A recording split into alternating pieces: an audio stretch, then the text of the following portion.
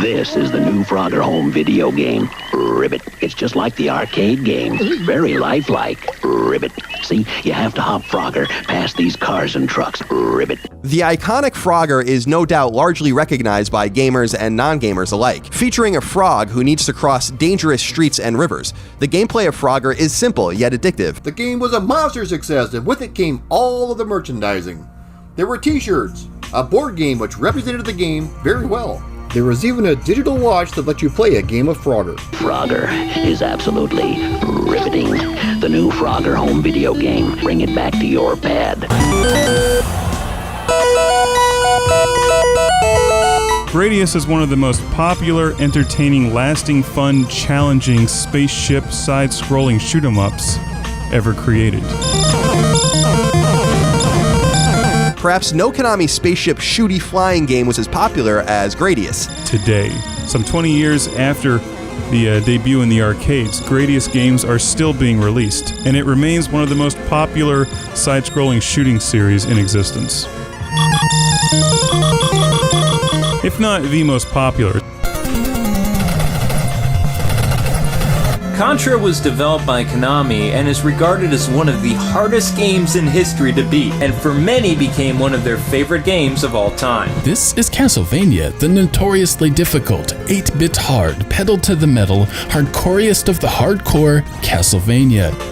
Castlevania was an iconic game, and many of the structural philosophies can still be found in modern gaming. Few video game franchises have been as influential as Metal Gear Solid. Coming from the mind of Hideo Kojima, a developer who effortlessly doubles as an auteur, the game was a massive hit. A series that pioneered the stealth action genre and redefined the gaming narrative, introducing never-before-seen concepts that would lay the framework for many games to come. The original Metal Gear Solid was, and still is, an exemplary force to be reckoned with. It features some of gaming's most iconic and memorable characters. By the early 90s, the Metal Gear series was an innovator of storytelling and the stealth genre as a whole. Metal Gear Solid brought such a cinematic mentality to it, with dynamic cinematography, outstanding writing, and expertly directed performances. Metal Gear Solid is considered one of the best games on the PlayStation. Metal Gear Solid definitely is awesome-tacular. It's a genre-defining game that pioneered new territory in both gameplay and storytelling. This is a masterpiece, and the sales matched its praise, selling over 6 million copies, becoming one of the highest-selling games on the PlayStation,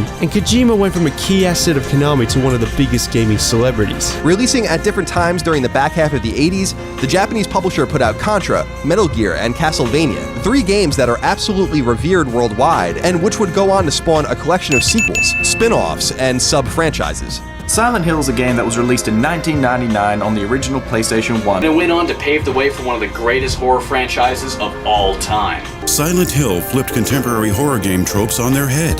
The original Silent Hill is the holy grail of all horror games. It shows you how a horror game should be designed. The game would be well received and followed up by 3 sequels on the PlayStation 2 that would catapult the Silent Hill name into horror gaming stardom.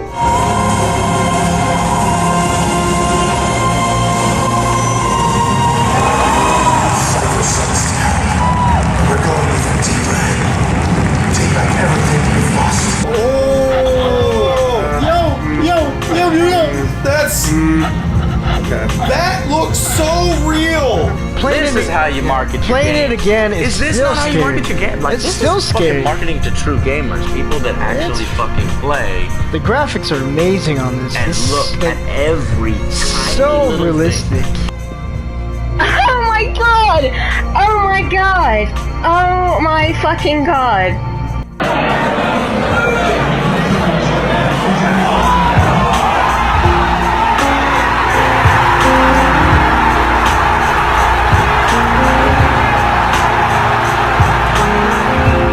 On August 12, 2014, Silent Hill's PT demo dropped on the PlayStation Network and instantly became a cult hit, even for a demo you can't even download today. Just PT's simple existence would cement its status as an urban legend. Helmed by the duo of Hideo Kojima and Guillermo del Toro got people excited, and hype for the full game went through the roof.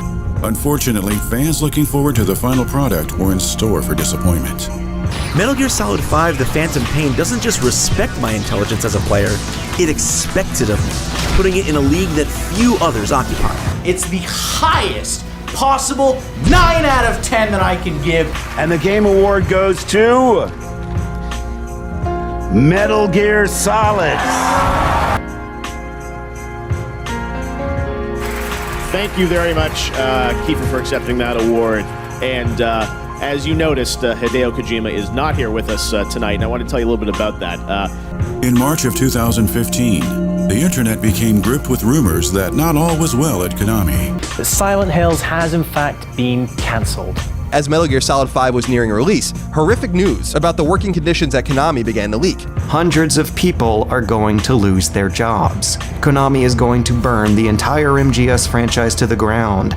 Frequent blackouts, security doors not working, and people being forced to move their desks are the means by which upper executives are forcing employees to quit on their own terms. As if to make things worse, Konami announced in the same breath that it would also be removing PT from the PlayStation Store in a matter of days. The long-lasting relationship between the company and Kojima was finally fraying for good. Famous term on most Metal Gear games, a Hideo Kojima game, and any mentioning of Kojima's studio Kojima Productions were removed from the Phantom Pain's website and box art. And then, in one of the most shocking video game industry moves of all time, Konami turned PT into a ghost. Silent Hills was officially cancelled in April of 2015. PT was removed from the PlayStation Store immediately after this announcement, and suddenly, the game was a rarity. Kojima Productions had been rebranded as simply Number 8 Production Department. Employees were being heavily monitored with cameras watching their every move. Anyone who returned late from lunch would have their names read out loud in an effort to shame them. Mr. Kojima had every intention of being with us tonight, but unfortunately he was informed by a lawyer representing Konami just recently that he would not be allowed to travel to tonight's awards ceremony to accept any awards. Released in February 2018, Metal Gear Survive took the engine, map, assets, and none of the fun from Phantom Pain and created a generic, cliched, boring zombie survival Metal Gear game. Metal Gear Survive, a budget, online, microtransaction-infested survival game. You put fences down and you poke zombies. That's it. You put fences, you poke zombies, okay? If you want to expand your base's storage space, you have to spend money. If you want more resources when you're running low, you have to spend money. You better not. Oh my god, did I just buy that shit? Oh my god! $10 for another fucking save slot? Konami killed the Metal Gear series. It's a 2! A 2 out of 10! And it earns my epic fail seal for being a fucking chore to play. But emphasizing the changing environment and the company's desire to go mobile first, or focus on making money with mobile games first and foremost. Contra, Gradius, Castlevania, Konami doesn't seem all too interested in bringing these series back in any sort of legitimate game experience.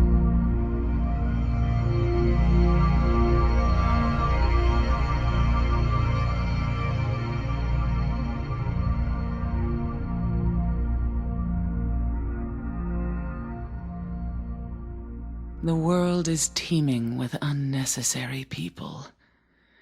It's God's decision that I fight.